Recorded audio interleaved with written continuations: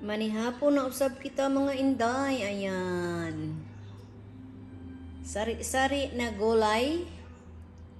Litos, mga unsa pa na diha, basta na ay gulay, na ay spinach and all. And then cauliflower. So cauliflower is our carbs dairy. Hilaw na hilaw. Then we have our raspberry, kani. Inaatay blueberry, kana o blueberry. Natay red, kanang red radish. Maura man na, gulay, blueberry, raspberry, red radish, cauliflower, manok